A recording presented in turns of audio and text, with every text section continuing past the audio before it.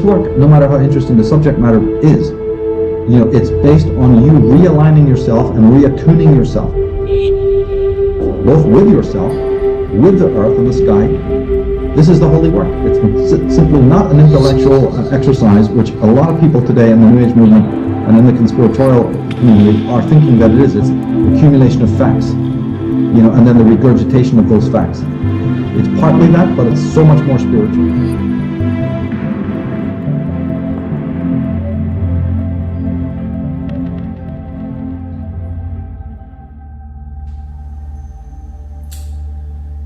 Another great subject question here. What does the term Illuminati mean? Well, it's an interesting word. It is, after all, a word. It's probably a word that they use for themselves. So it's a legitimate term. There was two main creators of the Illuminati. One was the Jesuit Ignatius Loyola, extremely sinister character, probably psychopathic and megalomaniac to boot.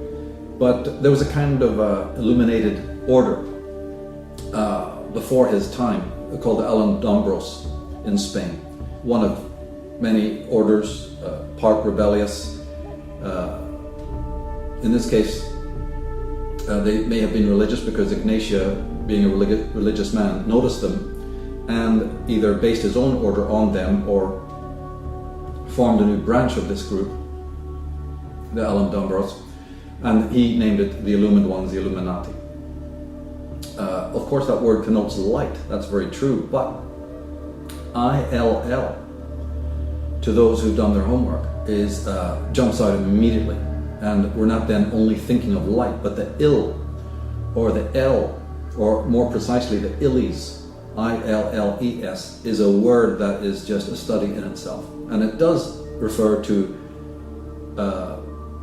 a kind of overlord race, the kind of god men who rule the world in a sinister fashion. It's actually very hard to describe it, but it's like kings of an order. Kings with certain habits, like to build their fortresses and castles high up above us on the hill, and we being the villagers down below.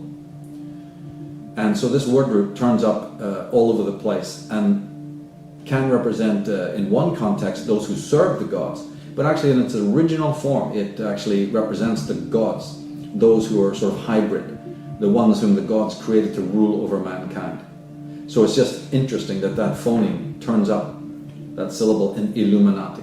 But I think since the Illuminati, in one of its, from one perspective, is certainly a solar cult, solar religion, solar theology, then it perfectly fits. And I've gone to great length to point out in my works that light has many properties, not all of them good.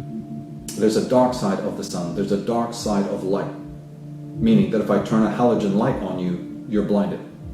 And if I use that kind of light metaphorically, if I am mind controlling a population as opposed to an individual, and I'm manipulating light over centuries, let alone since the advent of television, which is decades, but even I've been doing it in other ways, through the light of religion and solar cult philosophy. If I've been doing that for a long time, I'll burn minds out, won't I? And light has effect on the melatonin, the hormones of independence. Serotonin and melatonin are affected by light, but those are the hormones that rule independence. So if I'm blinded by any kind of light, won't I be docile? Won't I be apathetic? Won't I be resistant to that thing and won't want to face it what it is? But in any case, you see, he who is wielding light is concealed. If I'm firing light at you from a bright source, I'm hidden, I'm concealed. So there's a paradox here. There's a interesting take on the word light in Illuminati. It means those who are claimed to love light, but it also, in my reading of it, is those who know how to manipulate light, manipulate power. They know something about the metaphysics of light. They know something about our consciousness, and they also know about the unconscious in people, hence their power.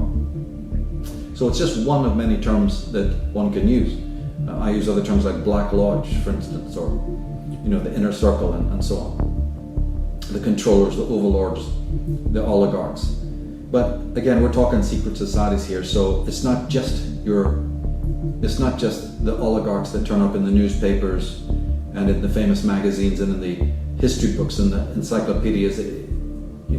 That's one branch of it, probably a lower tier.